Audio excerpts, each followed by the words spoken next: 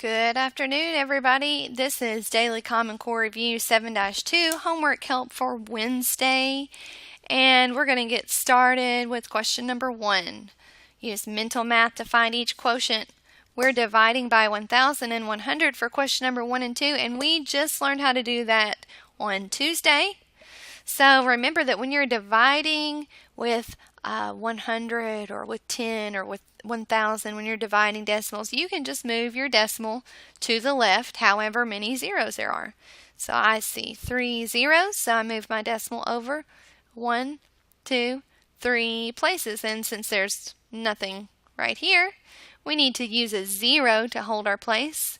So the answer would be 0.03323, and the correct answer is C. And you should be able to do just fine with question number 2. Question number 3, estimate 3,982 divided by 38. You guys should be okay with that, because once you round 38 to 40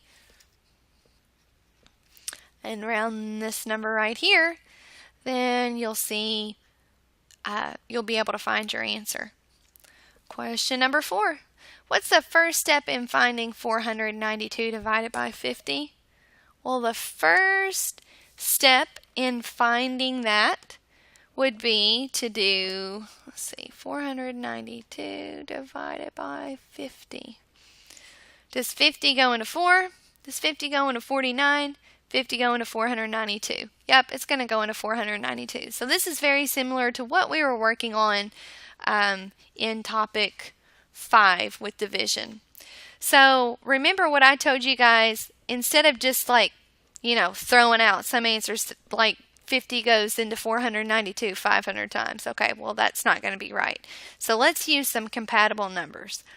And to use compatible numbers, we're going to want to round 492 into something that 50 would go into.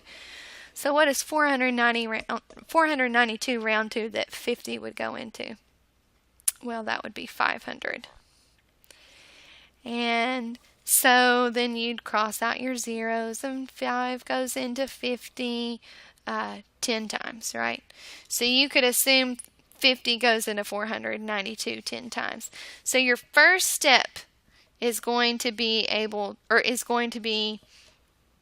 change 492 to 500,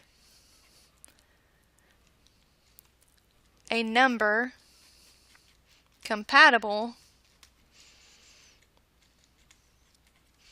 with 50. And you don't even have to find the answer for this. They just were wanting to know, hey, what would be your first step? Well, I'd round it to 500, and that would let me know that I could maybe start with 50 times 10 to get me close to figuring out how many times 50 would go into 492. Alright, so you got the answer to question number 1 and 4. I'm not giving you the answer to question number 5, but I might give you some hints here. Suppose there are 1,200 pencils in 30 jars with an equal number of pencils. Write an expression, so you're going to need like a number sentence, to show how to find the number of pencils per jar.